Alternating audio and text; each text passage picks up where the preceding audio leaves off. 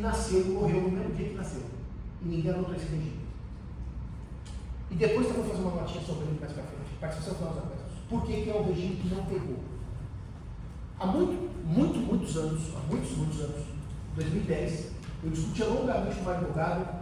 Nós tínhamos um participado de um evento no exterior e os meus filhos Sônia, que tinha caído no avião da Air France, e eu achei que fosse cair no avião de novo, e ficamos discutindo coisas a melhorar no Código Civil.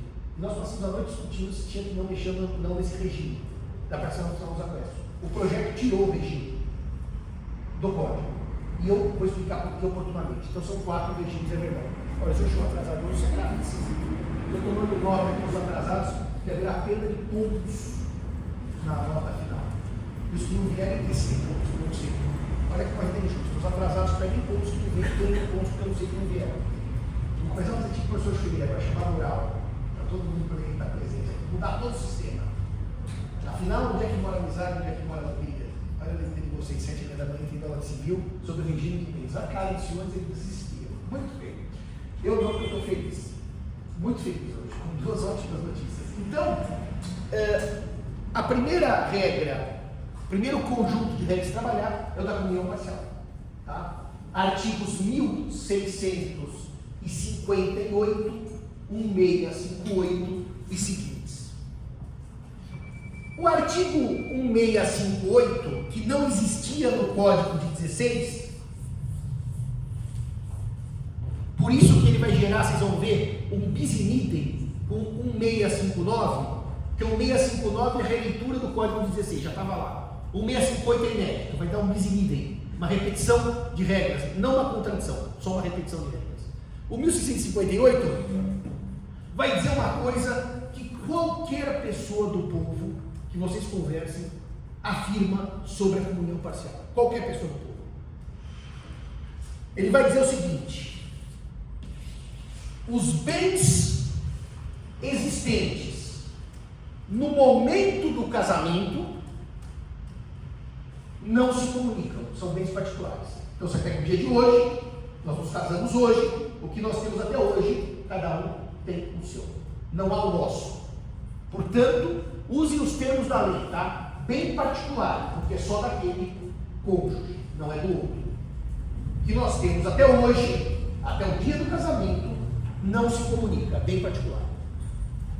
O que você adquiriu após o casamento se comunica, portanto é bem comum. Isto, qualquer pessoa, até as pessoas mais simples sabem. Na comunhão parcial que eu comprei depois é nosso. O que eu tenho antes é só meu. Isso é verdade. 1658 do Código Civil. Só que o próprio artigo 1658 vai dizer, com exceção dos artigos seguintes. Ou seja, isso não é uma regra absoluta. Por quê? Existirão bens adquiridos após o casamento que são particulares, que não são comuns. Ou seja, o próprio 1658 vai dizer que a regra não é absoluta, ela comporta exceções. E se a regra comporta exceções, as exceções têm que vir tipificadas no próprio texto de lei, explicadas no próprio texto de lei. Artigo 1659 do Código Civil. Esse dispositivo, 1659, como ele nasceu num tempo que não tinha um 658, ele vai criar repetição. Então, a doutora Alessandra, que chegou gravemente atrasada, graças aos seus auxílios ao trabalho de cartório, que está tirando muito dinheiro e pouca disponibilidade para estar nas aulas, sem o Código Civil, vai abrir o artigo 1659, e é bom que você, como eu não sou velho, te procura, para que depois localizar e aparece o artigo. Você está falando assim, mais velho, eu fico assim até hoje.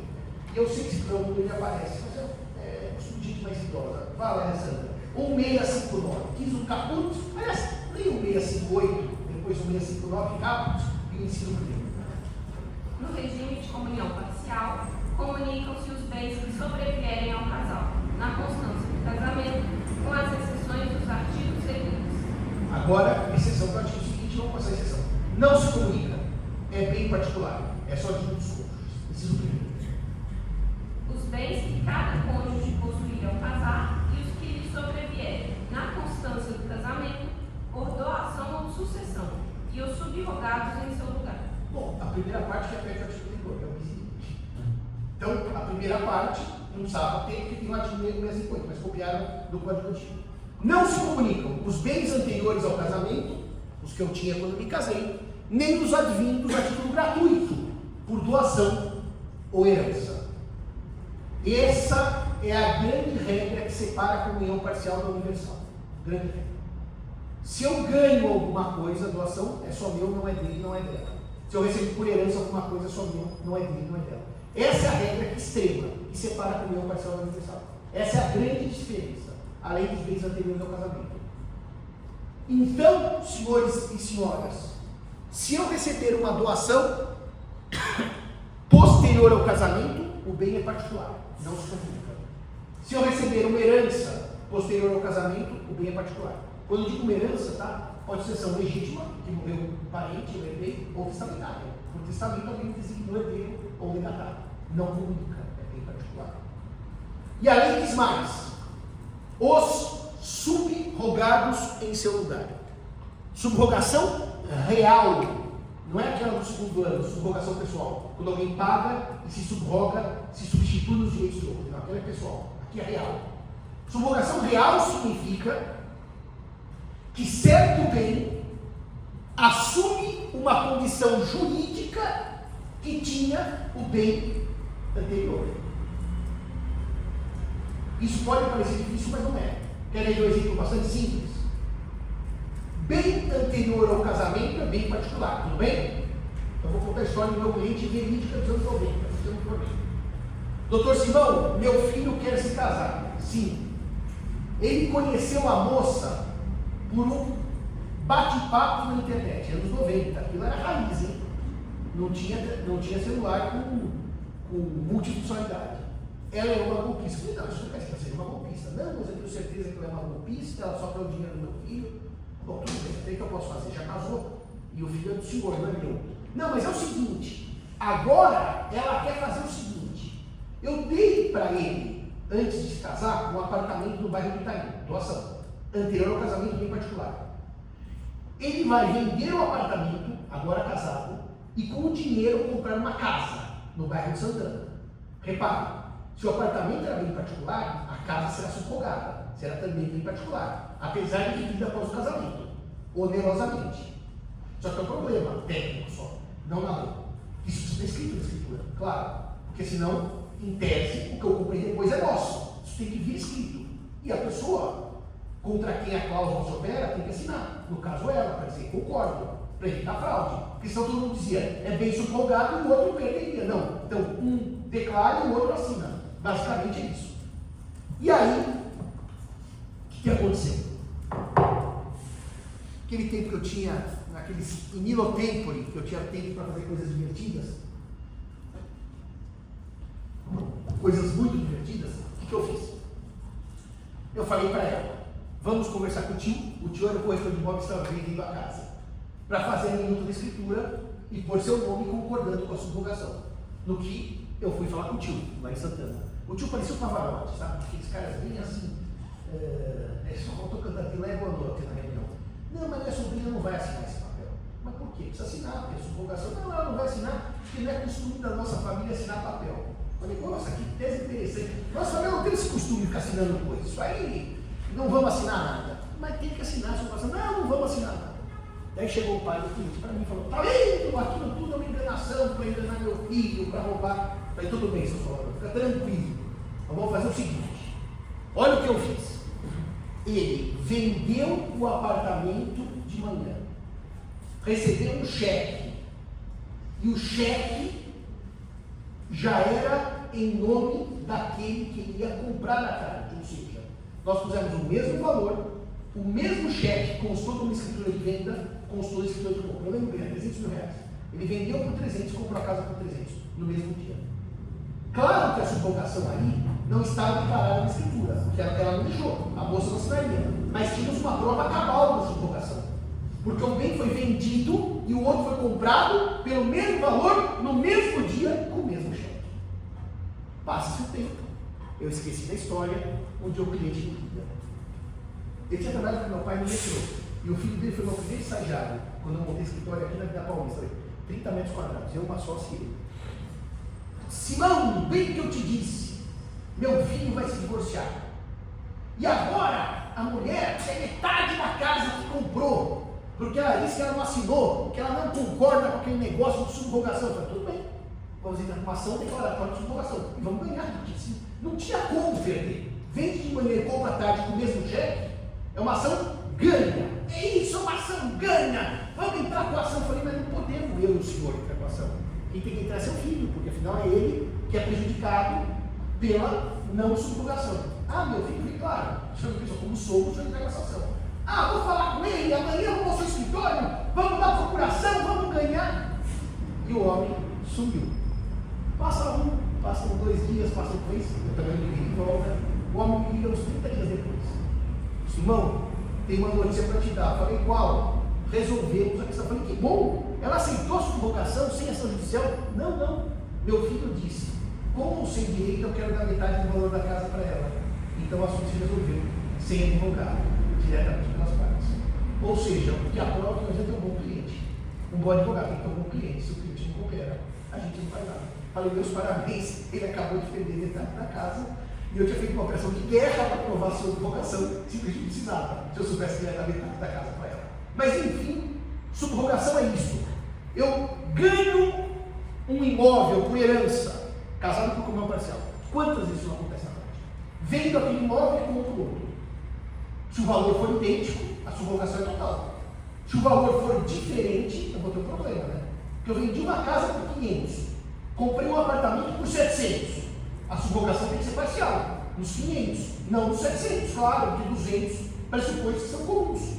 Então eu chamaria de subrogação parcial.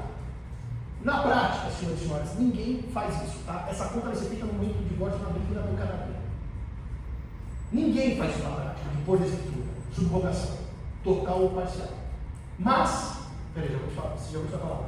Mas, para o direito civil, existem algumas questões óbvias. Querem ver uma? Já deu a palavra. Financiamento de imóvel. Financiamento de imóvel.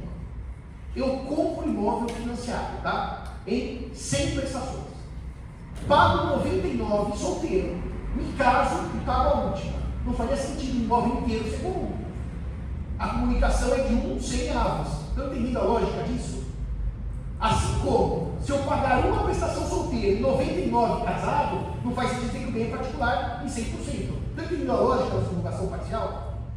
Ninguém fala disso na prática. Na prática é assim, subroga ou não subroga, comunica ou não comunica. Mas para o direito civil, isso é claro. Eu posso ter subrogação parcial. Eu posso pegar, por exemplo, 2 bens. Um adquirido durante o casamento, que eu comprei, e um de herança. Vender os 2 e comprar o terceiro.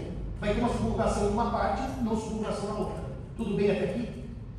Isso para o direito civil é claro. Na prática, isso é a maior confusão. Isso é grande briga, acabamos com perícia.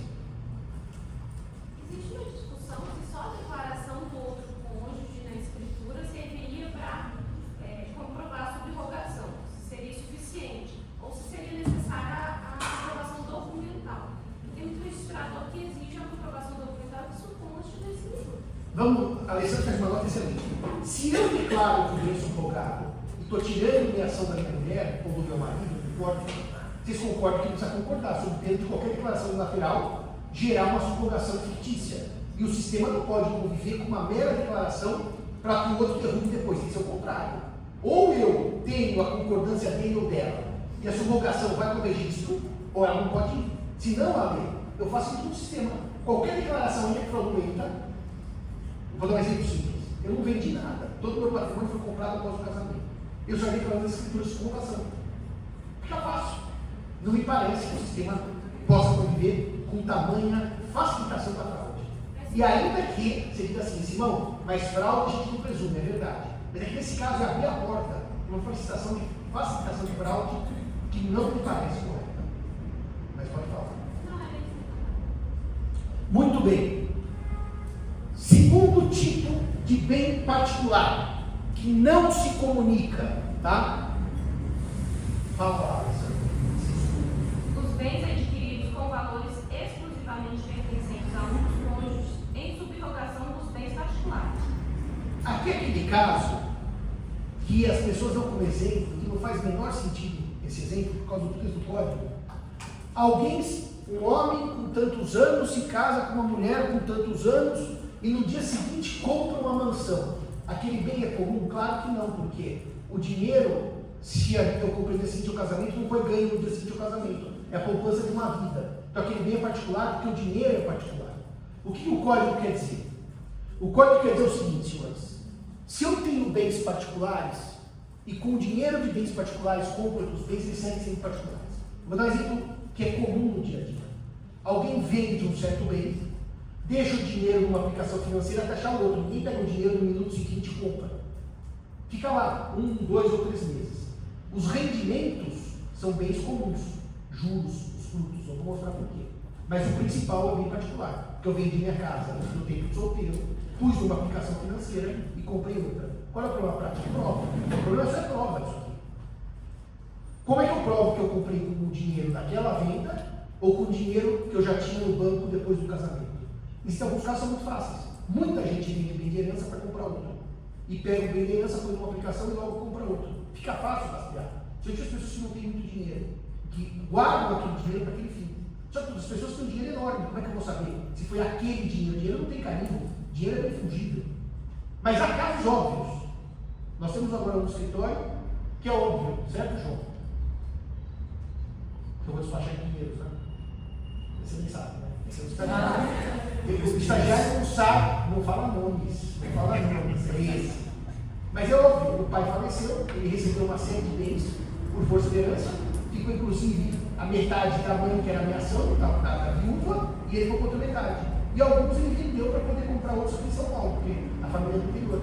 Isso é separação, é bem particular por força de subrogação. Está claro isso para os senhores?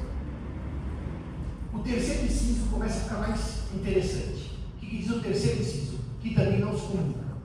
As obrigações anteriores ao casamento. As obrigações anteriores ao casamento. Bom, quem não tem os bônus, não tem os ônus. Ou seja, as dívidas anteriores ao casamento, assim como os bens anteriores ao casamento, são meus. Se ele ou ela não tem a vantagem de dividir o que é bom, não vai pagar o que é ruim. Só faltar no regime ser assim. Tudo de bom antes é meu, tudo de ruim é nosso. Não. Se tudo de bom é meu, tudo de ruim também é meu. Senão, o código traria uma regra curiosa que faz na comunhão universal. E que depois desmente no artigo seguinte. A comunhão universal tem uma regra que contraria a outra exatamente no artigo seguinte, que eu vou mostrar. Mas na parcial não tem contradição nenhuma. Antes do casamento, é meu. Os ônus, é meu os ônus como? São meus os ônus e são meus os bônus. É meu o que tem de bom, é meu o que tem de ruim. Ponto. Agora, vamos para o inciso 4, que eu adoro esse caso aqui. Caso de um aluno da Santa. Vamos lá. As obrigações provenientes de atos ilícitos, salvo reversão em proveito do casal. Existem 3 tipos de atos ilícitos. Tem alguns atos ilícitos que não revertem o proveito de ninguém. São ilícitos que não geram proveito. Por exemplo, eu me irrito no trânsito, dou um soco em alguém e machuco essa pessoa. Ninguém ganhou nada. E eu vou pagar a conta sozinho. Minha mulher ou meu marido não pagam porque é um ilícito que não teve proveito. Eu vou e publico uma matéria xingando certa pessoa, ou acusando certa pessoa do crime. Eu pago a indenização sozinho. Minha mulher e meu marido não têm nenhuma responsabilidade porque é um ilícito sem proveito. Tudo bem até aqui? Grande parte do ilícito é sem proveito. Se eu bater meu carro na rua, eu só bati meu carro na rua. Não tive proveito nenhum. Tudo bem até aqui? Se eu tiver uma tragédia, que eu atropelo e mato um pedestre e ele morre, é sem proveito para ninguém. Simplesmente causei um dano e tirei a vida do Estado. Tudo bem até aqui? Agora, existem proveitos que geram lucro, vantagens. O Brasil é um país que normalmente isso não acontece, isso é mais coisa da Suíça. Vamos supor que exista um fiscal corrupto na prefeitura, vamos supor. Eu não vou citar o caso de 10 anos atrás, que está em todos os jornais. E que haja um fiscal corrupto, capitaneado por um líder corrupto que dava licença de obras na cidade, isso é tudo fictício, está tudo numa cidade da Suíça, a gente pode citar Lausanne, por exemplo. São Paulo isso nunca ocorreria. E que esses fiscais ficaram bilionários com fraudes em licenças e em tributos. Bilionários. E eles pegaram e meteram a mão no dinheiro público, e um deles, que era o chefão, tem que ter talvez uns 700, 800 imóveis em São Paulo comprados por dia de corrupção. Então daí é um ilícito que já dá lucro, né? Porque não é um ilícito só que eu dei um soco em alguém, que eu xinguei alguém, eu pus dinheiro no bolso. E se eu pus dinheiro no bolso, eu tive proveito com isso, não é? E aí o código tem que resolver um problema seríssimo, que aliás, todo dia ocorre na vida forense, quando é dinheiro de ilícito. Esse debate aqui não é só teórico, está no foro. O marido é fiscal da prefeitura, caso concreto. Ele vai lá e mete a mão com um valor substancial e adquire vários imóveis, casado com ela. Repare um detalhe, ela é meeira desses imóveis por força da comunhão parcial. Só que a origem do dinheiro é ilícita. Então repare que interessante, aquele tema do segundo ano, Schuld e Haftung, dívida e responsabilidade. Quem é o causador do dano ao erário é o fiscal, não é a mulher, que estava em casa, estava trabalhando, tocando a vida dela. Mas ela tem benefício por ilícito alheio. Ela ganhou metade dos bens pelo regime, certo? O que ela perde? A metade que ela ganhou pelo ilícito alheio. Tecnicamente, ela é devedora ou ela é responsável? Tecnicamente. Ela é devedora ou ela é responsável? Ela não cometeu ilícito, certo? Ela teve um benefício de um ilícito alheio, certo? Vamos voltar para o 932 das obrigações. Se alguém sequestra alguém, comete um ilícito, e com o dinheiro compra uma casa para o pai, como já aconteceu, casos julgados. O pai não é o praticante do ilícito, não é o devedor, mas tem vantagem do ilícito do filho, que é ganhar a casa. Ele responde pela casa. Então aqui o cônjuge que pratica o ilícito é devedor e responsável. O que não pratica, mas tem vantagem, é meramente responsável, porque perde o que ganhou, nem mais nem menos. Perde só o que ganhou. Está claro isso para vocês? Então, pegar o caso concreto aqui de São Paulo. O fiscal meteu a mão no dinheiro e comprou vários imóveis. É curioso, se vocês lerem a entrevista de um dos fiscais, ele vai dizer assim: eu meti a mão mesmo, roubei à vontade. Cadê o dinheiro? Ele responde para o repórter: você acha que vai ficar com dinheiro de roubo? Eu gastei com prostituta e droga. Esse teve uma vantagem que não comunicou com ninguém, que ele gastou consigo próprio. E o outro, o fiscal ladrão, bônus paga famílias. Eu comprei imóveis para minha mulher.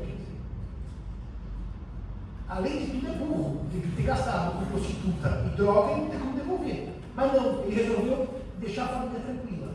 O que acontece no caso concreto? Não deixou. Ela perde a ameação, porque não praticou o ilícito, mas teve vantagem do ilícito. Sabe onde isso dá muita briga? Muita briga. Processo penitenciário. O empregador é o marido. E o marido deixou de recolher tributos ao INSS. Deixou. Ele não recolheu os tributos. O INSS vai e processa o empregador.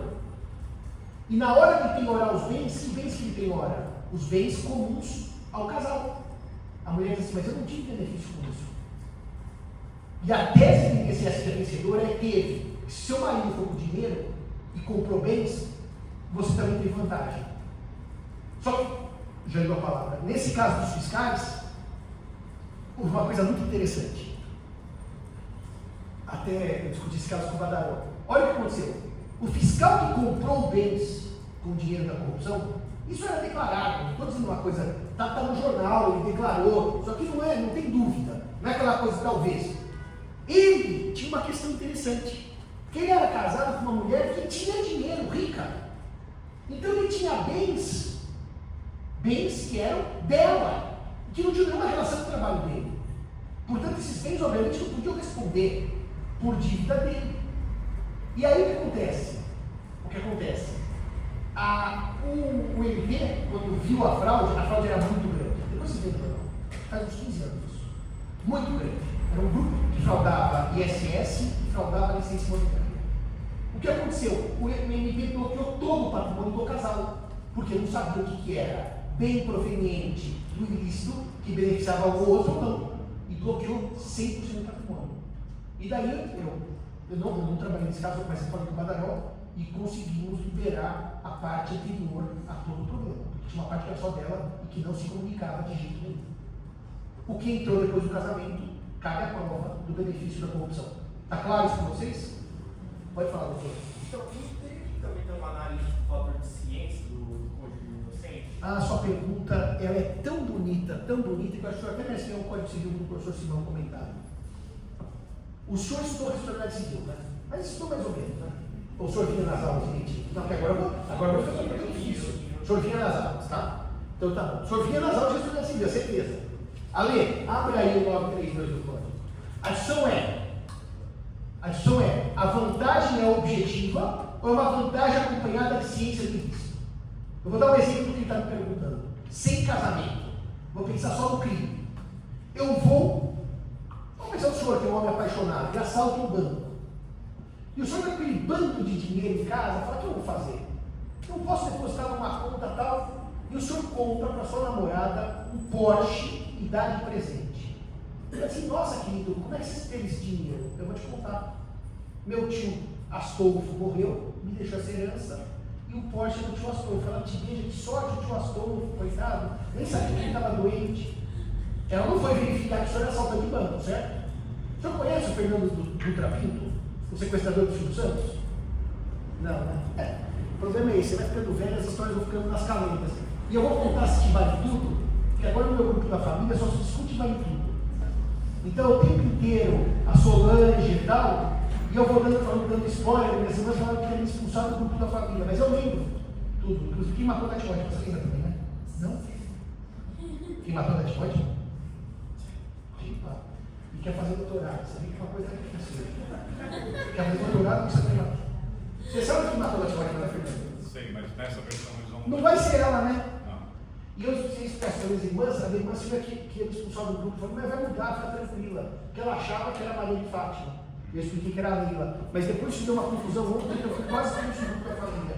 Minha mãe estava vendo que o Roberto Carlos, presente à noite, quiser me expulsar do grupo. Bom, mas não é isso que interessa. Agora eu vou fazer a pergunta para ele, já que ele perguntou da ciência, eu não esqueci não. Lê aí para mim o 732. O 7, não, 932, inciso 5º. Não, lê o caput, depois o inciso 5º. São também responsáveis pela reparação civil, inciso 5º, os que gratuitamente houverem participado nos produtos do crime, até a concorrente quantia. Não diz ciência, certo? Diz benefício. Então aqui, doutora, a sua pergunta é muito inteligente, porque o código podia usar dois estándares e que ele faz opções por esses dois estándares em vários momentos, e aqui faz de maneira uníssona, para não haver dúvida. Ciência da ilicitude ou vantagem da ilicitude. E obviamente que para evitar a insegurança jurídica do dizer eu não sabia, e alguém tem que provar que você sabia que a origem é ilícita, ele dá vantagem. Ou seja, o código faz uma opção por um valor objetivo. Eu tinha 10, com o ilícito eu passei até 11, eu perco esse 1. Só isso. Você sabia, você não sabia, etc. Sabe o que me marcou tanto essa novela? Que eu lembro onde é que eu estava no último dia, no último capítulo. Porque parou o Brasil, que tinha matado o Antigo. E eu também achava naquela época que era Maria de Fátima. A senhora assiste a novela? Ah, vale a pena, viu? A senhora vai se divertir bastante. É bom para descansar de concurso público, essas coisas.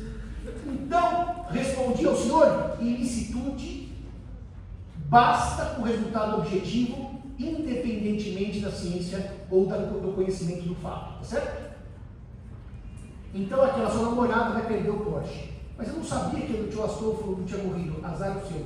O Porsche é dinheiro do banco. O Fernando Dutra Pinto, que o senhor não conhece, depois busquei na internet, sequestrou o Silvio Santos e morreu aqui numa cadeia, coitado, comeu uma carne de porco na cadeia, acho que a carne estava ruim e morreu. O que acontece, né? Carne de porco. Veja aí, morte que não está. Não é fofoca, não, está tudo na internet, tudo no Google. Aqui tem gente na baixa, né? Mas o Fernando Dutra Pinto, ele sequestrou o Silvio Santos e ele era um bom sequestrador, porque sequestrava com dinheiro e comprava bens para a família. Então não o sequestrador pegava e gastava com prostitutas e drogas, ele comprava coisas para a família. E a família perdeu. Mas não sabia quem era sequestrador, achei que ele era empresário. Bom, mas não sabia, não importa. Vocês ganharam uma casa fruto de sequestro. Perderam a casa. Não importa a origem. Tá? A origem. Não importa a ciência. O que importa é a origem. Tá? A origem. Alessandra, artigo 1659, inciso 5º. Os bens de uso pessoal, os livros e instrumentos de profissão. E o equipo do dentista, esse aqui, todo mundo só fala do equipo do dentista. É o seguinte, ó, bens que não se comunicam, os de uso pessoal.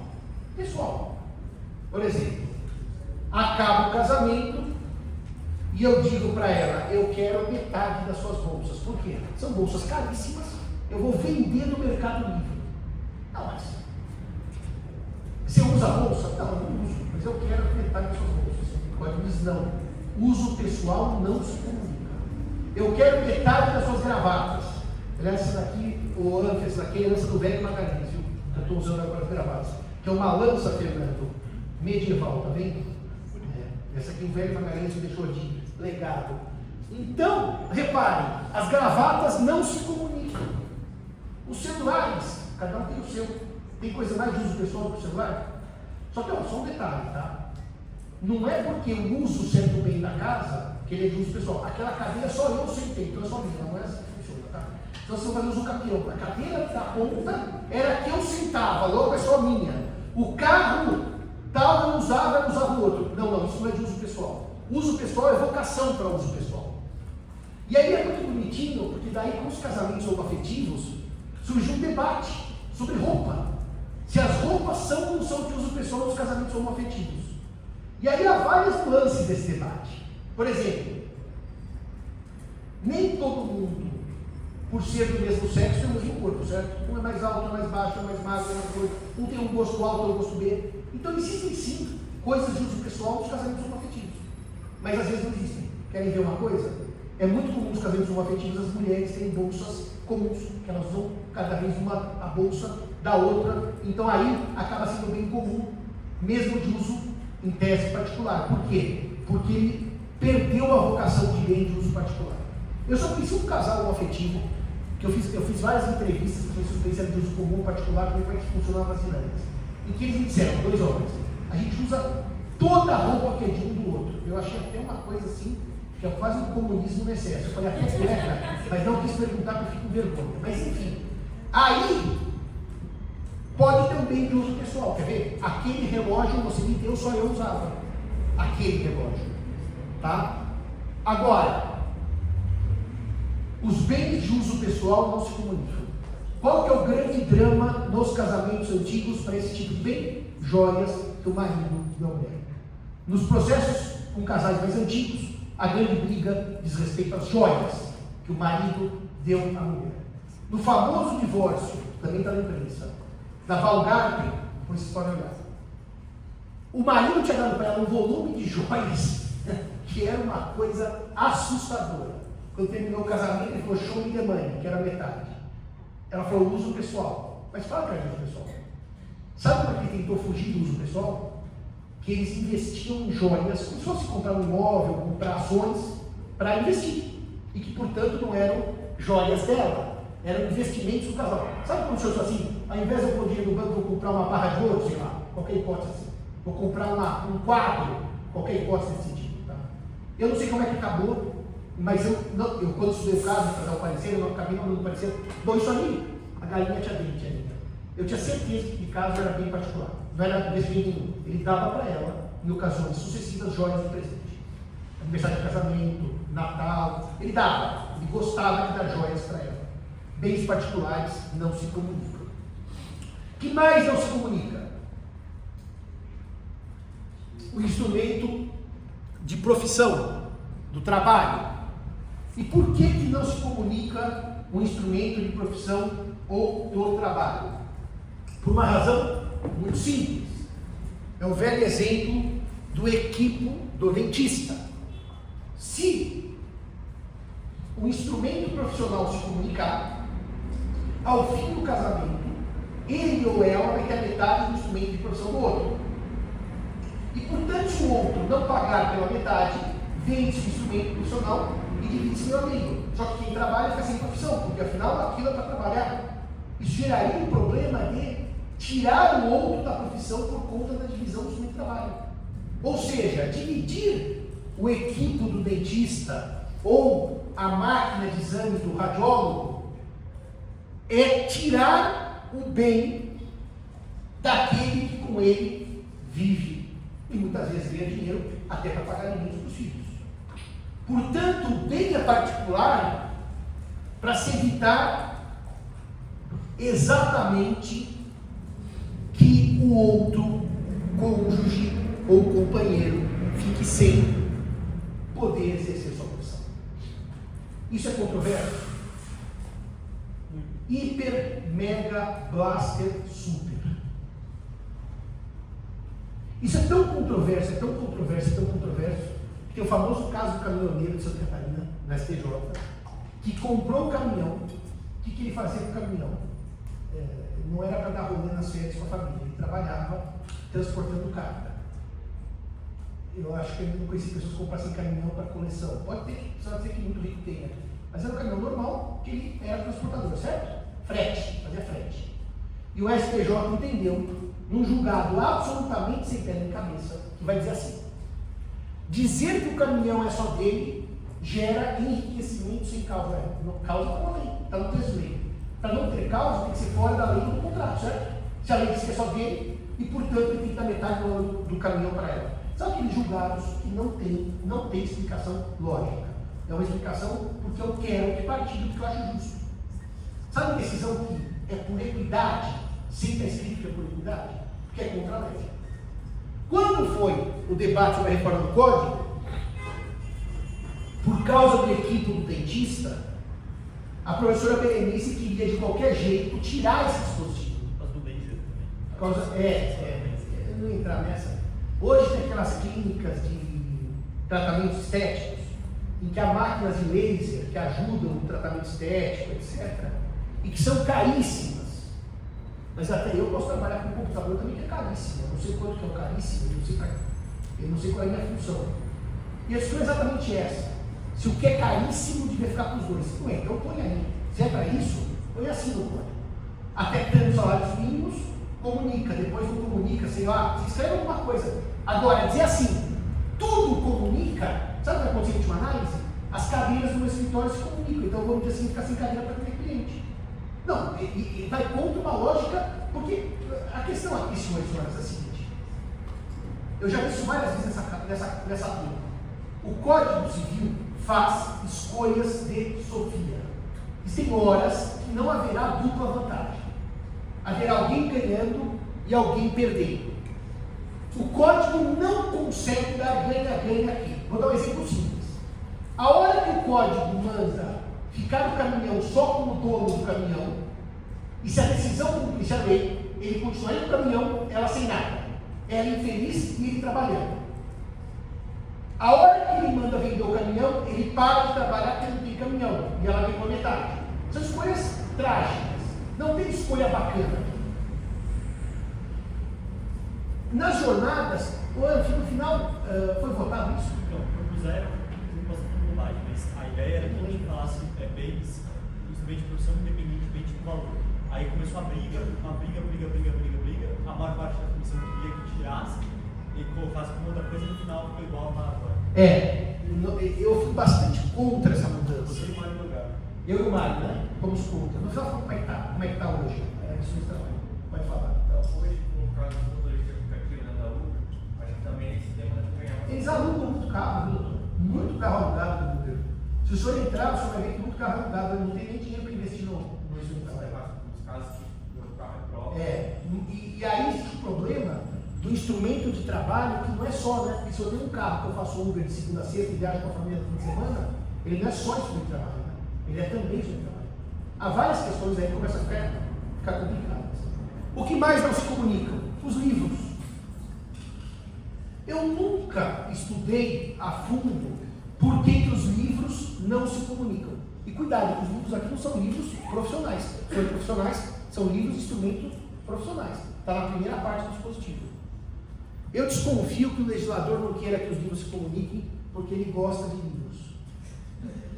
É uma questão que eu acho. Qual que é a base? Nenhuma, eu acho só. Direito à cultura.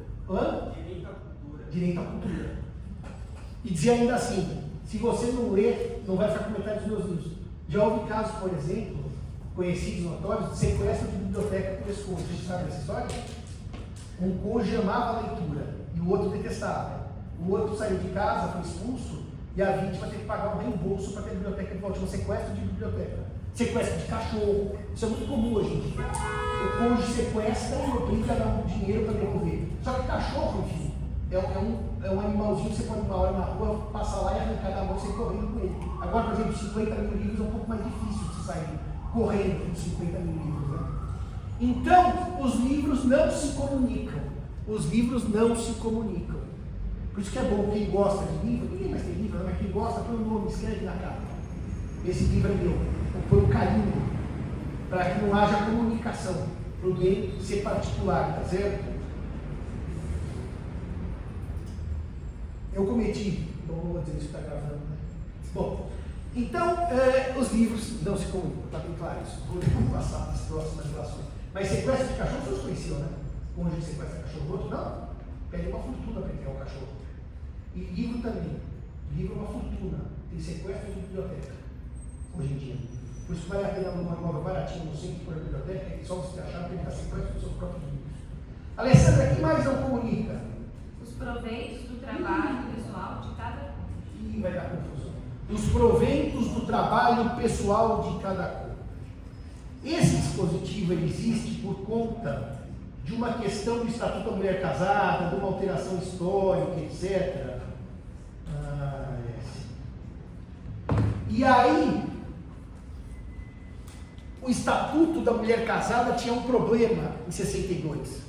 O marido precisava autorizar a mulher para trabalhar em 62. Ela não tinha autorização para trabalhar sem o marido anuir. Em 62, a mulher casada é emancipada, acaba qualquer dependência da vontade do marido, só que tem um outro problema. O que ela ganha com o seu trabalho, pela comunhão universal, é dos dois. Então, o que acontecia na prática, mesmo do Estatuto de 62? Eu estou falando de 62, vocês entendem a origem desse dispositivo, o problema que ele está hoje. O marido falava, bom, já que eu não preciso mais concordar com ela trabalhar, ela trabalha. Só que o dinheiro entra na minha conta. O dinheiro agora é meu, porque eu administro o patrimônio do casal. Então, existia um medo naquela época, real, de que os maridos usufruíssem do dinheiro do trabalho da mulher e ela simplesmente trabalhasse, vamos dizer, para não ter nenhuma vantagem patrimonial. Então, o que aconteceu? O Estatuto deu essa regra, dizendo o que vem do trabalho não se comunica. Isso é uma proteção da mulher casada nos anos 60. O Código de 2002 reproduziu o que estava no Estatuto no Código de 16. Só que isso gerou um grande problema que os senhores perceberão logo qual é. O marido trabalha. Perfeito. Tem o salário. Profissional liberal. A mulher trabalha. Tem um salário. Funcionária pública. Os dois têm todo mês proventos. Proventos do trabalho. Como é que eu compro coisas normalmente? Não é com aquilo que eu ganho? Eu vou guardando o meu salário, meus rendimentos e compro alguma coisa? Esta regra, agora presta atenção nisso, isso aqui é fulcral para entender a comunhão parcial. Se lida na sua literalidade, está no código, a mulher trabalha, tem uma conta dela onde entra o salário. O marido trabalha, tem uma conta dele onde entra o salário. Tudo. Conta só de um. O que ele comprar com o dinheiro dele é só dele, porque é bem subrogado. O que ela comprar com o dinheiro dela é só dela, porque é bem subrogado. Ou seja, pela literalidade da lei, o que eu ganho com o meu salário e compro é só meu, o que ela compra é só dela. Nós não temos bens comuns na comunhão parcial. Esse dispositivo, se lido assim, acaba com a comunhão parcial. Se vocês perguntarem para as pessoas, que regime de ser casado? Comunhão parcial. Você comprou um carro? Comprei. De onde o dinheiro? Do meu trabalho. Pode ser um prolabore, pode ser o lucro de uma empresa, do meu trabalho. As pessoas compram bens do seu trabalho. É verdade, podem comprar bens com outros bens. Por exemplo, eu herdei uma fazenda, sei lá, recebo por mês de arrendamento 50 mil reais, eu posso comprar bens no meu arrendamento. Eu não estou dizendo que isso é impossível, estou dizendo que na prática as pessoas compram bens a partir do fruto do seu trabalho. É o normal da vida. E Silvio Rodrigues já nem era mais Silvio, porque o professor Silvio morreu em 2004, dia 18 de janeiro.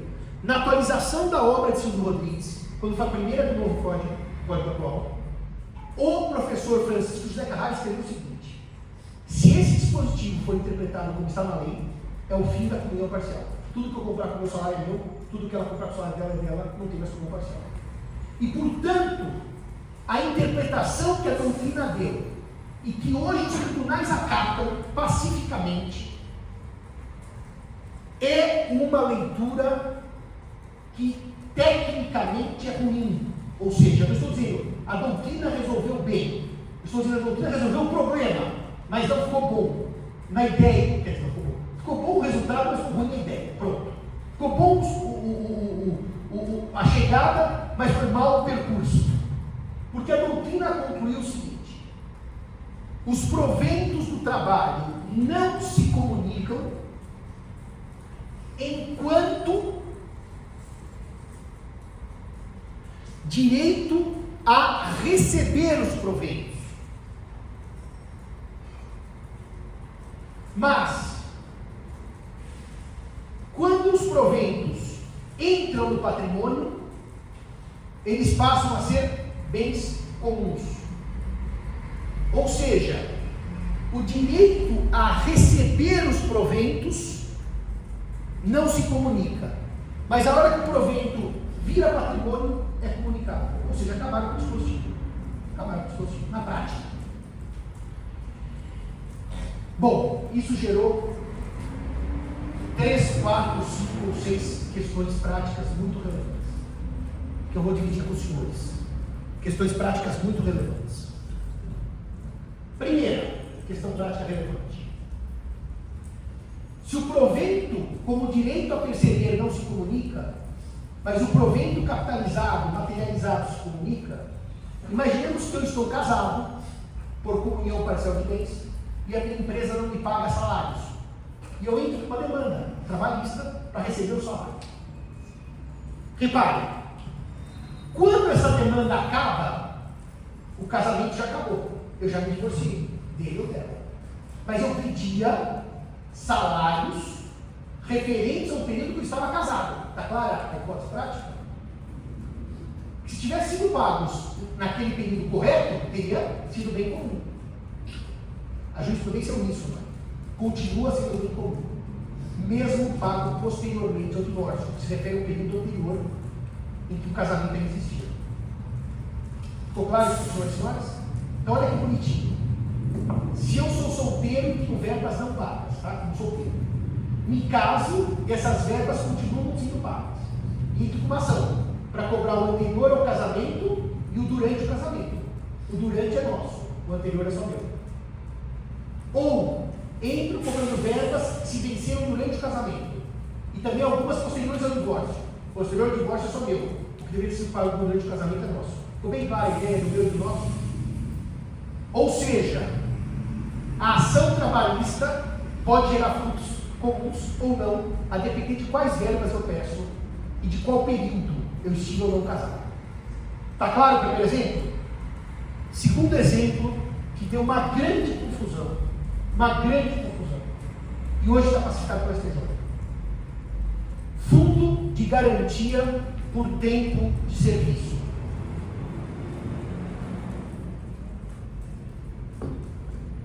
Quando o Brasil optou por retirar a estabilidade geral dos empregos e deixar a estabilidade específica, CIPA, gestantes, etc., ele recompensou o trabalhador com o pagamento de uma verba que corresponde a 8% ao ano do salário, chamado Fundo de Garantia por Tempo de Serviço.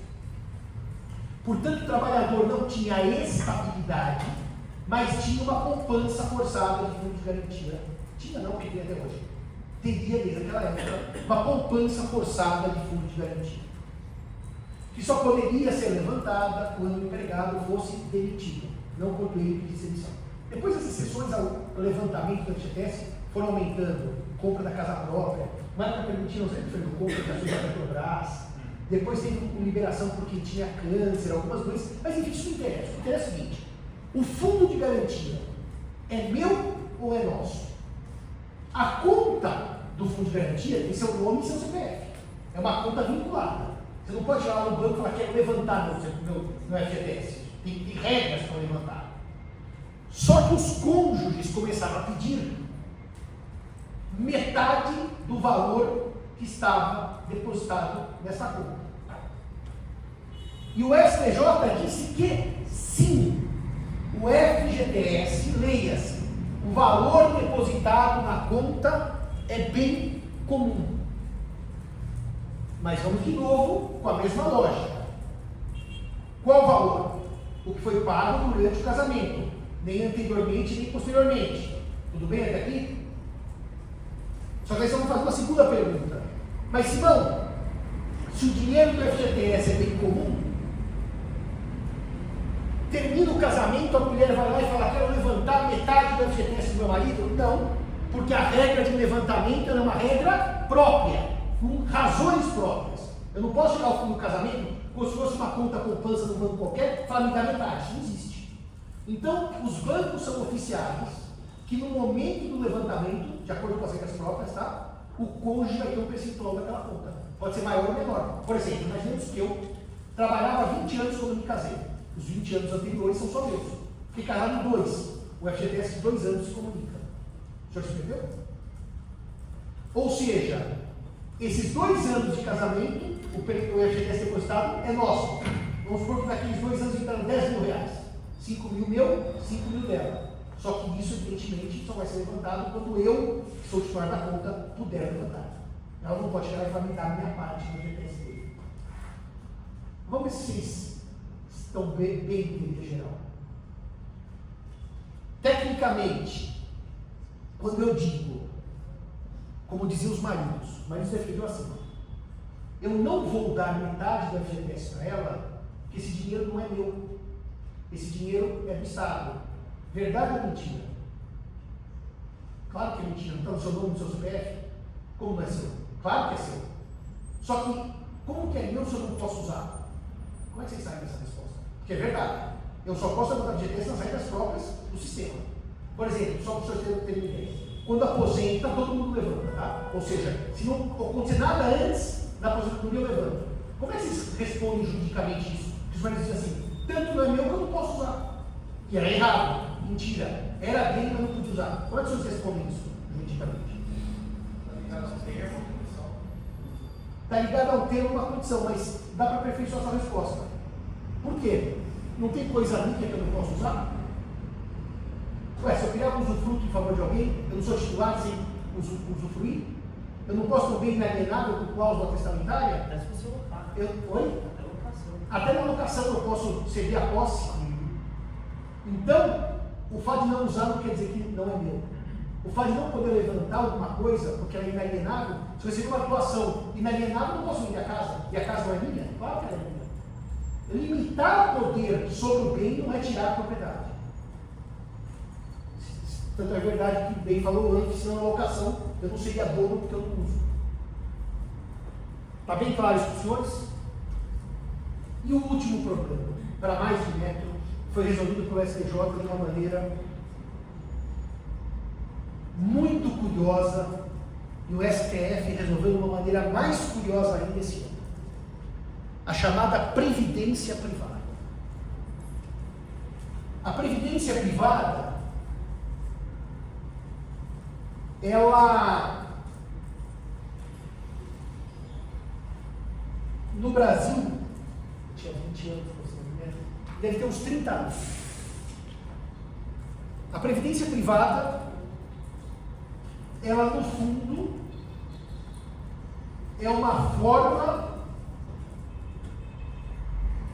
na concepção dela, não é o que aconteceu nesses 30 anos, ela é uma forma de pensar o seguinte: se o Estado não vai ter condições de me prover uma boa aposentadoria, uma aposentadoria digna, quando eu chegar numa idade de não trabalhar,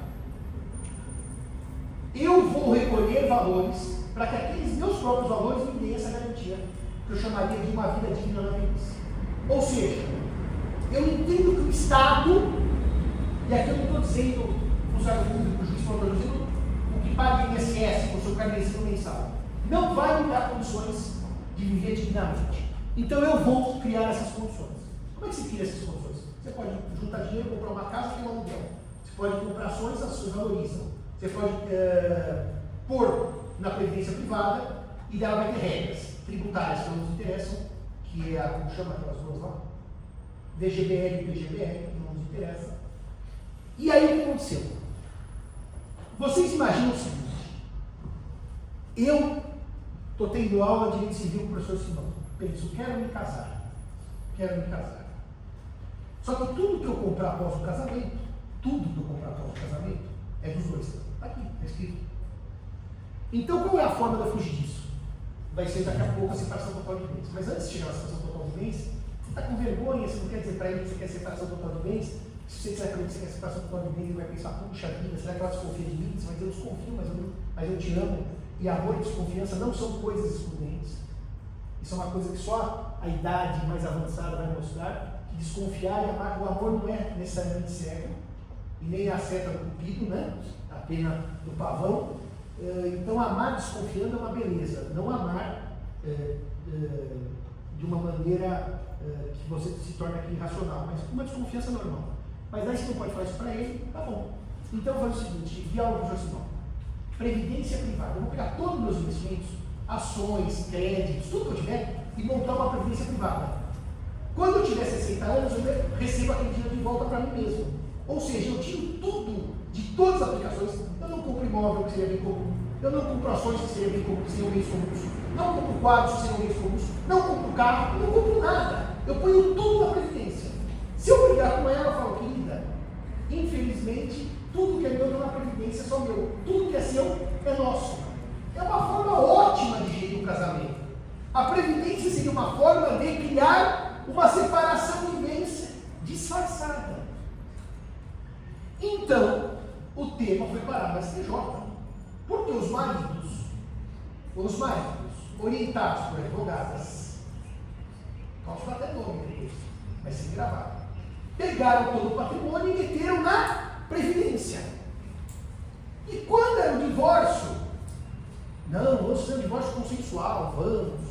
Você traz seu advogado e traz o meu advogado, vamos. O que você tem, querida? A mulher mostrava tudo, uma casa, 3 mil no banco, um carro, e você não viu nada. Ué, mas tu não trabalha Santos? Não, a previdência privada é só meu. Ainda bem que você mostrou o seu agora, eu vou pegar metade. E foi uma alegria ter casado com você, com esse pedido. E aí, vamos dizer que isso não era uma coisa que era muito correta assim, né? Vamos pensar em tese, né? Porque um punha na previdência, era só meu. O outro que não punha era nosso, era uma coisa assim, vamos dizer que é um pouco chata, né? Vamos usar o termo não jurídico. E aí o STJ disse assim, não, isso é muito chato, assim não vai ser assim não. A previdência tem que ir de meio a meio. Porque é um investimento como outro qualquer. E agora o STF diz que a previdência não entra no inventário.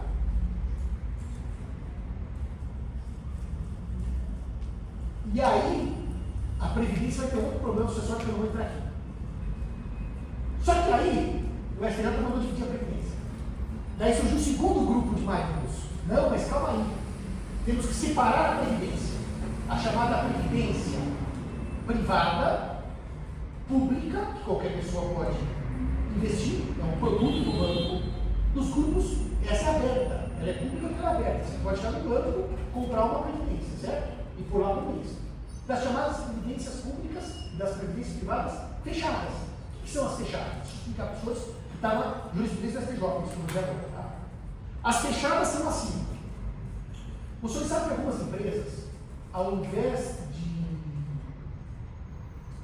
contratar as pessoas como empregados, como FGTS, contratam como pessoa jurídica.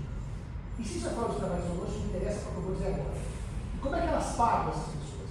Elas pagam essas pessoas com salários, mas como tem o FGTS, eles depositam, ele, empregador, um valor numa previdência privada para essa pessoa. Ou seja, como se fosse o FGTS para ter um plus na aposentadoria. Então as empresas têm chamados grupos de previdência privada fechados, esses grupos, só para os seus empregados. O empregador põe um valor, o empregado põe outro valor. É uma regra contratual, tá? Alguém aqui tem previdência privada? Ninguém, né? É um produto fadado ao fracasso. Só você, né, que nasceu velho. Você não tem previdência privada? Já tive. Eu também já tive. Eu também tirei todo o meu. Que é a maior burrice. Nós temos aqui, no caso, um jovem que ainda continua seguindo as regras de velho. Mas a previdência privada, você chega em qualquer banco, tá? Fala assim, eu quero uma previdência, é um produto. E essa é a minha lei. Mas é que nasce de uma empresa, de um contrato com o seu colaborador, e que o grupo é fechado, não é você bater na porta e falar, quero fazer parte. Isso aqui é para os empregados da empresa, colaboradores da empresa. Está bem claro isso? Essa previdência chamada fechada é tida como verba incomunicável. O que eu quero dizer com isso? Se eu chegar no banco hoje e aplicar em ações, fundos imobiliários, debêntures ou previdência privada, é tudo igual, comunica. Mas se eu tiver uma empresa que paga o meu salário e paga uma parte para a minha aposentadoria, isso não se comunica. São chamados grupos fechados, tudo bem? Não é do banco que faz o investimento. Peraí, já estou falando. Deixa eu pedir um pouco. Pode falar. Eu ia perguntar no caso de funcionário público também. Não, mas daí o funcionário público, se tiver uma empresa de economia mista que tem o mesmo sistema, pode ser que valha a mesma regra. Não, mas funcionário absolutamente público. Meu pai era funcionário estatutário e contribuía com 14%, eu acho, para o Instituto de Previdência. Não, foi boa pergunta. Quando eu recolho o dinheiro por INSS ou para o fundo dos funcionários públicos, esse dinheiro não funciona como previdência privada, porque não é meu. Esse dinheiro é do ente público. Você não pode tirar do INSS e falar, me dá a minha parte do que eu contribuí, nem desse fundo. Aí o dinheiro é literalmente do fundo. Você não tem uma conta aqui do INSS com o seu nome e sobrenome. Você recolhe e vai para o fundo do INSS, como a previdência estadual. Esse aí não entra, porque esse daí não se comunica porque não é meu, é uma contribuição. Eu não tenho esse dinheiro lá. Só se comunica aquilo que eu investi aqui em previdência privada, desde que não seja previdência de grupo de empresa. Pode falar.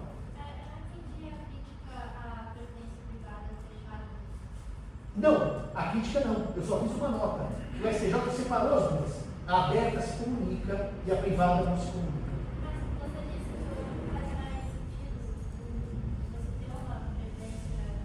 Não faz mais sentido porque a gente sabe investir melhor do que a gente investia há 30 anos e todo mundo toma conta do seu patrimônio em tese melhor do que a gente tomava há 30 anos. Mas isso é uma questão que não é jurídica, é uma questão de opção de vida. A senhora pode investir comprando imóvel, comprando ações, comprando fundos imobiliários, comprando títulos, o que a senhora quiser, ou em previdência privada. O Estado não se mete, só que a senhora vai dividir dinheiro com o seu cônjuge. Se for uma empresa que contrata e paga a previdência, aí a senhora não divide com o seu cônjuge. É só essa regra. Ficou claro isso para vocês? Previdência fechada, não comunica. Previdência aberta, pública, que todo mundo pode fazer, comunica. Eu não sei por que a previdência privada nesse grupo fechado não se comunica, mas o FGTS comunica. A senhora fez a pergunta que é do show do milhão. Porque não tem resposta. Porque obviamente que o FGTS e essa previdência têm a mesma função. A mesma função. Que é dar uma remuneração que garanta, eventualmente, no cumprimento do contrato unilateral pelo empregador, uma tranquilidade. Então, deveriam comunicar os dois. A senhora foi perfeita na sua colocação. Perfeita. Não há como interpretar adequadamente o sistema que comunica a FGTS e não comunica a previdência fechada. A senhora tem razão, tem toda razão. Tem, por exemplo, um amigo que trabalhava na Google. Como é que a Google fazia para distribuir lucro? Ela não distribuía lucro, ela distribuía ações da própria Google. As americanas, as finadas americanas. Como é que ela. As mortas-vivas estão andando por aí, ninguém sabe se vai ressuscitar. Pagavam com ações, certo? A senhora vai perguntar, Simão, mas se ao final do ano distribuía lucro para o Google ou para as americanas na forma de ações, isso é bem comum ou particular? Lá tem que ser comum. Por quê? Se distribuir lucro em dinheiro é comum, por que tem ações vai ser bem particular? Tem que ser bem comum. Não tem jeito. Não tem nem conversa. Não há dúvida na justiça. Fechados os casos confusos, polêmicos, o último inciso dos bens que não se comunica, ele vai ser, no fundo, uma repetição da ideia de provento. Só que aqui não é provento do trabalho. Aqui eu recebi de alguém. Também não se comunicam. O que é a lei? As pensões, meios soltos, montepios e outras rendas semelhantes. As pensões são aquilo que eu recebo, eu, por força da minha aposentadoria. Os montepios é o nome que se dá à pensão paga ao herdeiro, ao dependente do falecido. Então, tecnicamente, se eu estou aposentado, eu recebo pensão, tudo bem? Eu morro, tenho um filho de 5 anos, recebo um montepio. Muda o nome, mas a origem é a mesma. É uma verba recebida pelo, vamos dizer assim, dependente do funcionário que recebia a pensão. Em vida é pensão, pós-morte é montepio. E o meio soldo é a aposentadoria do militar.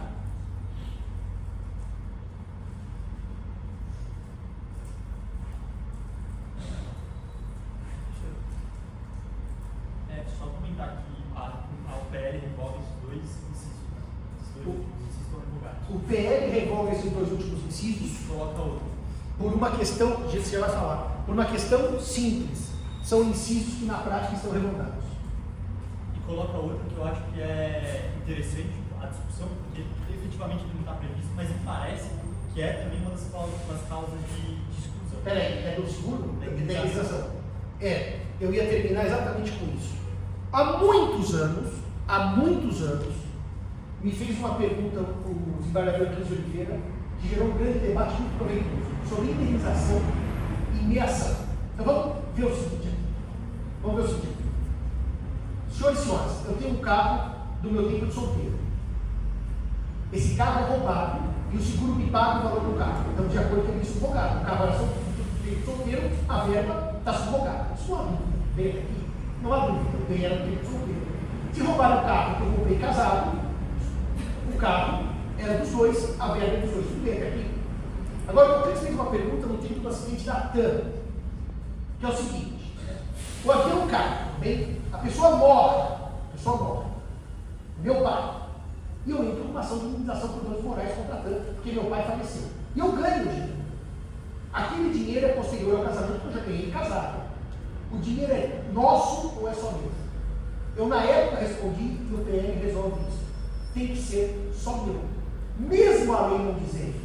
Porque aí são o que eu chamo de bens personalíssimos. Vocês querem um exemplo simples?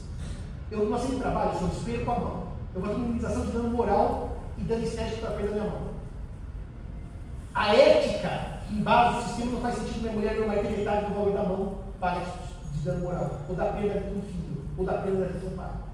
Não precisava estar escrito isso. São bens personalíssimos, especialíssimos. Mas agora o projeto, que não precisava, mais disse. Mas foi bom que você lembrou. Uma exceção do lucro cessante. Não, porque o lucro cessante tem a ver com o trabalho, né? A indenização por dano moral não se comunica, mesmo hoje, sem indenização. Não existe isso assim: perdeu a mão, indenização de 500 mil reais, metade para cada um. Perdeu o filho, perdeu o pai, perdeu alguém, tá? Não se comunica. E o lucro cessante se comunica porque ele não é dano moral, ele é dano material. Está claro isso, senhores? Quais bens se comunicam? Todos os adquiridos após o casamento, as exceções nós já trabalhamos, mas o código é minucioso. Ele vai explicar no 1660 quais são os outros bens que se comunicam. Além, não precisava dizer que já disse no 658, tudo que é depois do casamento. Mas mesmo assim, o 660 explica, desdobra o 658. Não contradiz, ele desdobra, ele explica. O 660, ensino primeiro. O que mais se comunica? Agora é bem comum, antes era bem particular. O 659, bem particular. O 660, bem comum. Entram na comunhão os bens adquiridos na constância do casamento por título oneroso, ainda que só em nome de um dos cônjuges. Eu não vou financiar a casa e financio sozinho. Não componho renda com minha mulher ou com meu marido. Ah, mas eu estou pagando sozinho, a casa é só minha. Não. Você está pagando sozinho, mas a casa é dos dois. É por isso que se você for compor renda Por exemplo, 70, 30, 80, 20, diferença. Isso não interessa na comunhão parcial. Pode ser 100 e 0, é meio a meio. Então, se eu compuser a renda 80, 20 é meio a meio. 70, 30 é meio a meio. A comunhão parcial é assim: sentou, sorriu, a conta dividiu. Mas só comi sopa. E eu comi lagosta, meio a meio. Está claro isso? Não importa quanto cada um contribui. Não caiam na armadilha de alguns advogados na área de família. Dizer assim, mas ele não contribuiu com nada, mas ela não contribuiu, nem tem que contribuir. Não é da regra do regime. Quanto você aportou para o casamento? Ah, mas eu trabalhava um monte e ele passava a tarde inteira jogando e bebendo com a amante. Meio a meio. Ah, mas eu trabalhava tanto e ela ia para o shopping e gastava em bolsa. Meio a meio. Sentou, sorriu, a conta dividiu. Não se discute esforço na contribuição e contribuição para a aquisição dos bens. Está bem claro isso? É a regra. Mas eu trabalhei, doutor, e eu ganhava 500 por ano. E ele ganhava 100. Meio a meio. Se ele ganhasse 0, também era meio a meio. Está bem claro isso? Sentou, sorriu, a conta dividiu. 1660 esse é o primeiro. Se o segundo, ele também se comunica. Os bens adquiridos por fato eventual, com ou sem o concurso de trabalho ou despesa anterior. Fato eventual é aquele que depende do fenômeno área, sorte. É a história da mulher que ganhou na Mega Sena. Ganhou na Mega Sena, dizia ela que solteira, ela era o quê? Tinha uma barraquinha de... Era carajé? Eu acho que ela era camelô. Ela era camelô. Deodoro, Lá no estado das Alagoas. Um dia ela pegou um bilhete por R$1 de loteria e ganhou 150 milhões de reais com R$1. E ela era uma senhora que era camelô, né? Muito simples, tá certo? Primeira coisa que ela fez foi procurar um gestor desse patrimônio. Então ela cuidou bem desse dinheiro e se casou com o companheiro dela, né? Ela disse que namorava. Não, sim. Passou um tempo, ela se casou com separação. Ela, de qualquer maneira, ela se casou com separação de bens. Problema, antes ela tinha namoro ou união estável? Ele queria união estável para tomar 75 milhões de 50%. E ela dizia namoro. E ela, ao final, deu 10 milhões para ele, quando terminou o casamento. Ele deu 10 milhões, não, quero metade do seu dinheiro. E estão brigando. E recentemente o Tribunal de Alagoas disse que não havia união estável, que havia namoro, e deu, portanto, o Tribunal de Primeira Instância, né? E deu, portanto, nada. Já ganhou 10 milhões, fica quieto. Loteria, meio a meio. Bingo da igreja, sabe a leitora? Sai assada? Meio a meio. A senhora vai para Disney, agora em dezembro, correr a corrida do Mickey, do Pateta e do Pato Donald. Tem uma medalha que vocês ganham. Meio a meio. O Fagundes fazer propaganda de carro no shopping. Então, meio a meio, porque é fato eventual. Então a senhora não corre, fica em casa. Ela vai saber você. A senhora está começando a entender o casamento. A senhora é jovem, mas já está entendendo isso. Teve um amigo meu que foi um ano lá, correu meia maratona, ganhou, acho que o Pato Donald, depois correu uma inteira, ganhou o Mickey. Quem ganhava as duas, ganhava a terceira, que era o Pateta. Você entendeu porque é o Pateta, né? O Goofy. Bom, meio a meio. Vai no shopping, Dia das Mães, Antônio Fagundes, preenche o papel, ganha um carro. Meio a meio. Que eu adoro, como é que chama? Eu estou pensando em Moreira Alves. O outro competidor do código, que não abriu Aqua. João Luiz Alves. Bens adquiridos por adjunção, por, como chama? Alve abandonado, como avulsão, aluvião, meio a meio. Você está em casa, está dormindo. De repente, um pedaço de terra do vizinho vem descendo rio abaixo, pá! Grudou na fazenda. A fazenda é só minha, é herança, mas a avulsão é nossa, meio a meio. Então, o fato eventual é meio a meio. Bilhete de loteria. Mas eu. Bolão de Copa do Mundo. Caixa de cerveja do Pif-Paf. Tudo isso é meio a meio. Fala. No caso da alegria, No caso de quê? o seguinte, No O último ganhador do BBB, ele dividiu o prêmio do BBB com a ex-companheira dele, que figurou onde eu estava, e final da segunda. Como dizia o Francis, eu estou tecnicamente morto, já vi essa frase outro dia jantando, mas se ele ganhou um prêmio no BBB, é fato virtual. Se tem o meu estável, é meio a meio. Sentou, sorriu, a conta dividida. Então é meio a meio, sim. Então, mas ele disse que era namorado. Mas o problema hoje é que todo mundo se namora. Assim, todo mundo quer chamar de namorada para não partilhar bens. Todo mundo quer partilhar bens, chama de marido ou mulher. É assim. Hoje toda briga é essa. Quando é que começou o Estado? Essa é a briga. Todas as discussões, 100% das brigas hoje, não é mais se há uma no Estado. É quando iniciou o Estado. Para ver exatamente quais bens comunicam, quais não comunicam. Todas as populações. Porque ninguém mais discute como discutia nos anos 90 que não existe o Estado. Isso foi para o passado. Hoje é quando começou o Estado. Muito bem. Fato eventual, sentou, sorriu, a conta dividiu. Eu ganhava muita coisa em bingo da igreja. Cheguei até uma televisão, ganhei uma vez uma novilha no interior. Tudo fato eventual, tá? Meio a meio. A senhora escreveu uma frase para o concurso de frases, no Dia das Mães.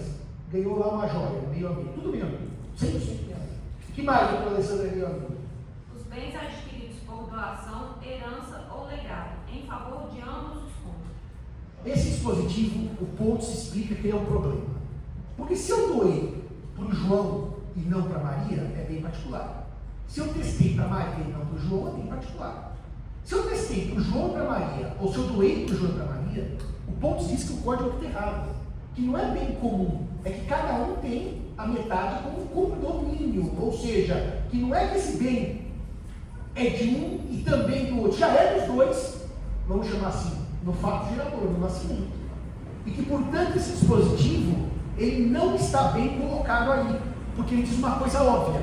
Quem doa para dois, o bem é dos dois, não é de um. Assim como, senhores e senhoras, se eu doar para o João e para a Maria, que são casados, e mais para o irmão de um deles, que é o Roberto, eu vou dividir em 3 partes. Não tem nada a ver com o de 3. É porque eu dei para os dois e mais para o Roberto. Portanto, esse dispositivo, ele explica o óbvio. Se eu dou para 2, se eu testo para 2, é dos dois, e não de um. Não me parece óbvio, porque você pode ter um amigo e ele é casado, mas você quer doar, sei lá, um cordão, um colar que tem afeto só para o seu amigo. Então não doa para ela. Aqui eu doei para os dois, por que eu quis doar para os dois? Eu podia ter doado só para ele. Aqui a doação é feita para os dois, está escrito no código. Quando se doa para 2. Se eu tenho afeto pelo amigo, eu não dou para a mulher. Isso é simples. Dou para o meu amigo João, é só dele. Se eu doar para o meu amigo João e para a sua esposa Maria, eu dou para os dois. Mas eu não posso doar em proporções diferentes, 80% de um bem. Claro que pode. Claro que pode. Claro que pode. Só que daí, se o senhor entender que isso entra na comunhão, o senhor está entendendo que a regra do artigo anterior não se aplica. E aí o senhor destrói a noção de autonomia privada, porque o doador pode doar só para um e não doar para o outro. Se ele pode doar, só para ter muito bom, se ele pode doar 0 para um e 100 para outro, por que não respeitar se ele doou 70, 30, 60, 40 e 30, 20? Por que daí tem que ser 100% dos dois? Então olha que coisa interessante, só coisa interessantíssima. Eu posso doar 100% para o João que é casado com a Maria? Posso. E Maria vai ter 0. Artigo anterior, certo? Eu posso doar 100% para a Maria e 0 para o João? Posso. O João vai ter 0. Artigo anterior. Eu posso doar 60 para a Maria e 40 para o João? Posso. E daí os dois vão ter 50% cada um. Então a doação não seria efetiva. Eu teria tirado da doação a autonomia privada. Excelente observação. Mas não pode, no meu sentido, seguindo pontos, não pode ser essa interpretação. Sob pena de eu transformar qualquer doação em meio a meio. Então quer dizer, ou eu dou tudo ou não dou nada. Mas quem pode mais, pode menos. Eu posso doar 70 a 30. Excelente essa observação. Aliás, não conheço nem entendi o que você estava dizendo. Mas excelente observação. Que mais, doutora Alessandra?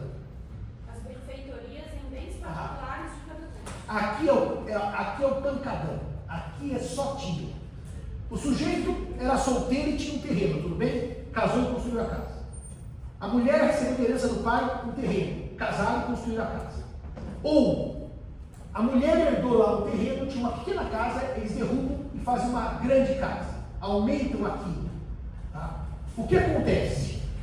o principal é bem particular e o acessório é bem comum. Só que, na verdade, o que o código aqui está enxergando é que muitas vezes a acessão ou benfeitoria vale mais que o principal. Ou seja, se eu herdei do meu pai um terreno, tudo bem? E edifiquei uma torre de 30 andares, evidentemente que a torre vale mais que o terreno. Então, olha que maluquice para fazer a conta, mas é assim que se faz, tá? O terreno é meu, tudo bem? A torre é nossa, que foi construída depois do casamento. Quanto vale aquilo? Eu tenho que ter a terra-lua, valeria tanto.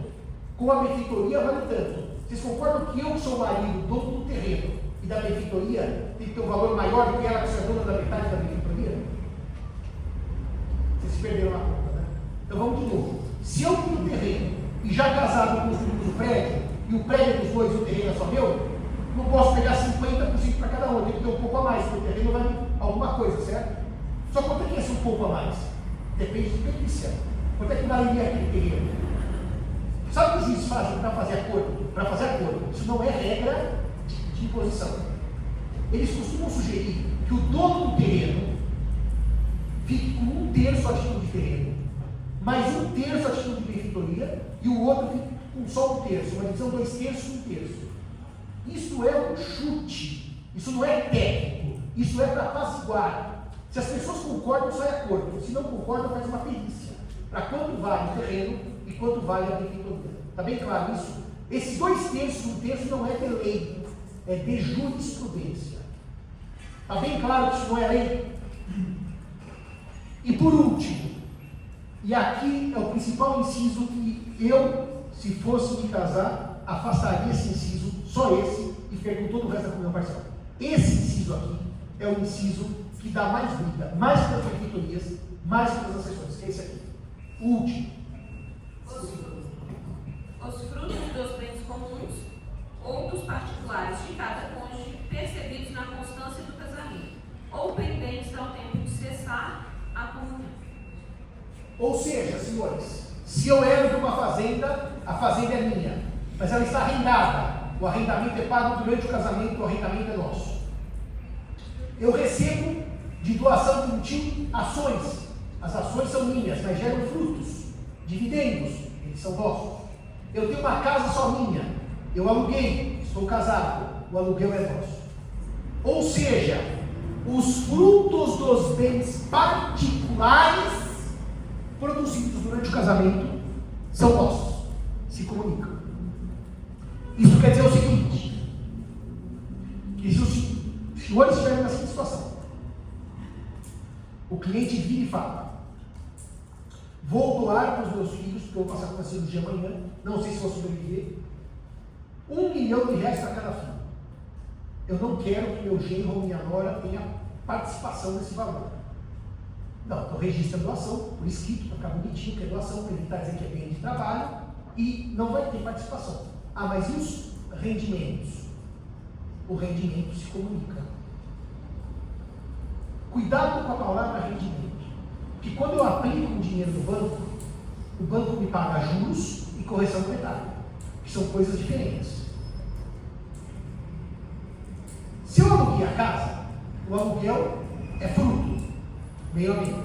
Se eu arrendei a fazenda, o arrendamento é fruto, meio a meio. Se eu pus o dinheiro no banco, o banco me paga juros e correção.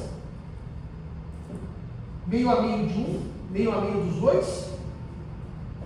Como é que funciona esse meio a meio? O que é fruto? Juros. A correção monetária não é fruto. É o próprio principal que se atualiza pela inflação. Então é exatamente isso. Dos frutos produzidos no banco, os juros são dos dois. A correção é só do dono do principal. Os senhores fazem investimento bancário, está em qualquer fundo imobiliário, que paga todo mês um X, meio a meio. Os senhores fazem investimento em ações, que pagam dividendos, meio a meio. Tudo isso é meio a meio. Está bem claro? A única conta que vocês vão ter que separar são juros e correção dos investimentos bancários diretos. Porque juros se comunicam e correção não. Esse dispositivo é hoje, na comunhão parcial, o maior problema no dia a dia. Eu ganhei tudo do meu pai. Sim, você ganhou do seu pai. Mas depois você foi no banco, os frutos são nossos. Eu ganhei tudo do seu pai, do meu pai. Mas eu comprei a casa e o aluguel da casa é nosso. Eu ganhei as cotas do meu pai. Mas as cotas produziram dividendos. São nossos. Só vou terminar aqui, amanhã a gente continua. Caso concreto. A moça chegou para mim e falou assim: professor, eu quero me casar por separação total de bens. Eu falei: por quê? Porque na minha família todos nós nos casamos por separação total de bens. Trouxe o noivo. Eu quero me casar por comunhão parcial de bens. Por quê? Porque na minha família todos nós nos casamos por comunhão parcial de bens. Então eu peguei esses incisos, 1659 e 1660, e fui lendo para ver o que eles tinham acordo e o que eles tinham desacordo para preparar um pacto constitucional. E foi tudo muito bem. 1659, 1660, todo mundo de acordo. Chegou nesse inciso. Os frutos dos bens particulares. Mas assim, eu não quero que se comunique. Ele dizia: eu quero que se comunique. Eu não quero que se comunique. Eu quero que se comunique. Acabaram no casal. E eu não entendi por quê. Um tempo depois, a mãe da moça me liga e vai no escritório para pagar a consulta. E daí eu descobri qual era o sobrenome. Eu não sabia. Porque eu sempre aprendi o primeiro nome. Eu falei: qual é o seu nome completo? E o problema é que aquela moça, que não queria casar com o meu parceiro de bens, era herdeira de um grande banco. E que os frutos dos bens particulares, por mês, rendiam para ela mais do que eu vou ganhar em 5 gerações em um mês. Ou seja, se os bens particulares, que era o principal, valia bi, os frutos valiam 1.000 por mês. Então eu não podia comunicar, porque eram produtos, rendimentos de ações de terra. Esse inciso pega no divórcio. O bem é meu, mas o fruto é nosso. Fala, doutora, para acabar a aula.